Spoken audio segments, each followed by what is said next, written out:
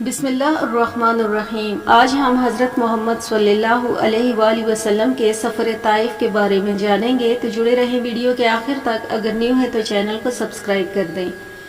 چچا ابو طالب کی وفات کے بعد ابو لہب بنو ہاشم کا سردار بنا۔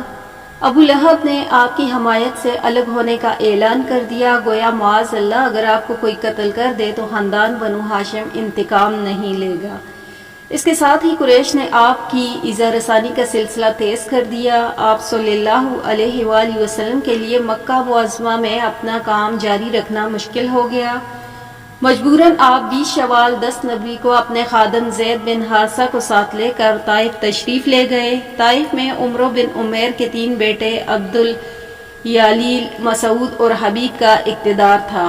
آپ نے ان کے سامنے اسلام پیش کیا۔ ان تینوں بھائیوں نے آپ کو نہ صرف یہ کہ بات سنی بلکہ شہر کے اوباشوں کو آپ کے پیچھے لگا، جنہوں نے پتھر مار مار کر آپ صلی اللہ علیہ وآلہ وسلم کو زخمی کر کے شہر سے باہر نکال دیا۔ آپ صلی اللہ علیہ وآلہ وسلم کو اس قدر پتھر مارے گئے کہ آپ صلی اللہ علیہ وآلہ وسلم کے پاؤں لہو لہان ہو گئے اور جوتے پاؤں کے ساتھ چپک گئے۔ جب آپ صلی اللہ علیہ وآلہ وسلم تھک کر بیٹھ جاتے تو وہ اوباش نوجوان آپ صلی اللہ علیہ وآلہ وسلم کو بازوؤں سے پکڑ کر پھر اٹھا دیتے۔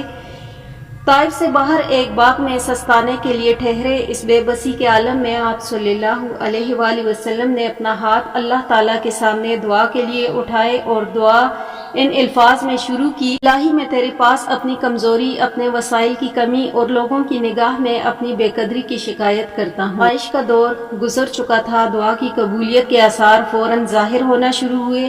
پہاڑوں کے فرشتوں نے حاضر ہو کر عرض کیا کہ حکم ہو تو طائف والوں کو ان 2 پہاڑیوں کے درمیان پیس دوں جن پر آباد ہیں۔ فرمایا نہیں، اگر یہ لوگ ایمان نہیں لائے تو امید ہے کہ ان کی آئندہ نسلیں ضرور ایمان لے آئیں گی۔